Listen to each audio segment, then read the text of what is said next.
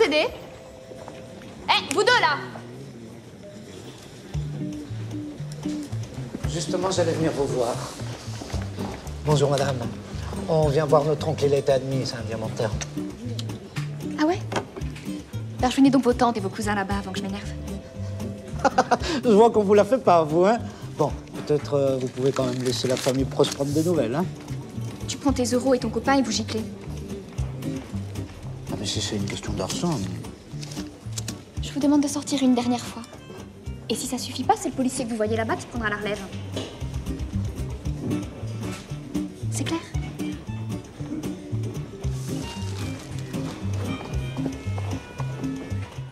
Je voulais vous dire quelque chose à propos de votre père. C'est pas une femme qu'il n'arrivait pas à quitter. C'est l'Église. Il était prêtre. Ouais. C'est la police qui me l'a appris. Ma mère m'a jamais parlé de ça. Non, mais elle savait qu'il était prêtre au Mali. D'où la Vierge Noire. Elle n'a pas supporté qu'il quitte pas l'église. Trop dur pour elle, pour lui aussi d'ailleurs. Et c'est parce qu'il était curé qu'il avait le droit de nous abandonner? Certainement pas. Mais vous savez, je l'ai vu. Il était tiraillé entre l'église et sa paternité. Je m'en fous. C'est à cause de lui que mon frère et moi on a été séparés. La mort de ma mère, les familles d'accueil. Vous voulez que je lui pardonne?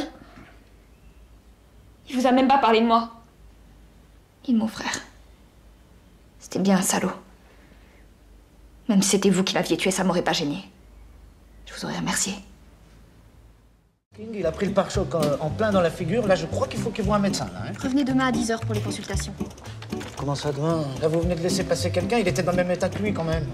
Écoutez, ici c'est les urgences. Un saignement de nez, ça peut attendre la consultation. Pour stopper l'hémorragie. Et l'autre, là, alors? L'autre, il avait le bras cassé. Quand j'étais petit enfant, on me lisait sans cesse des contes de princes charmants et de belles princesses. J'en rêvais si fort, j'en rêvais si fort d'un amour conjugal.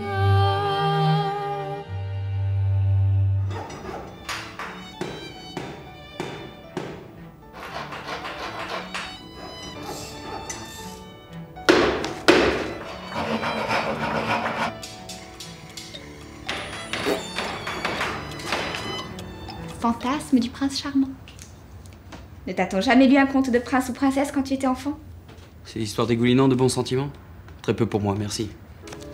Si c'est pour ensuite être déçu par la réalité, y a rien de tel.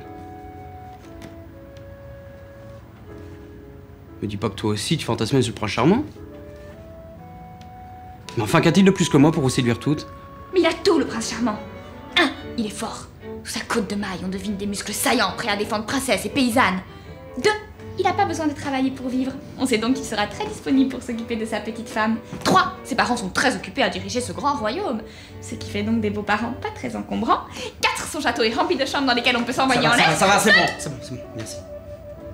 Et à la fin, ils s'embrassent et puis c'est tout. On voit rien, mais on imagine tout.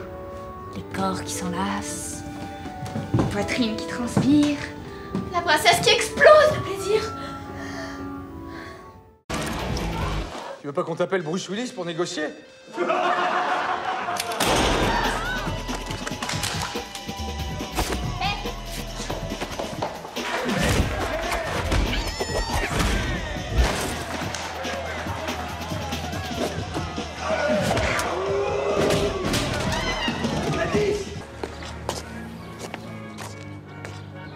Monsieur Basile!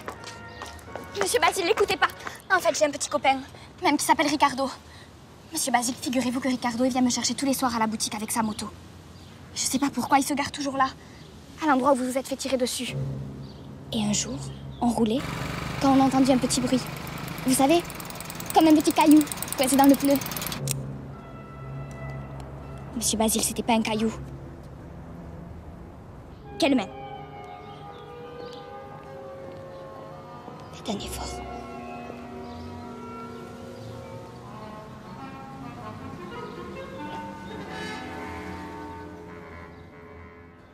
Je m'appelle Bernadette Soubirous. J'ai 14 ans. J'habite à Lourdes, une petite ville des Pyrénées.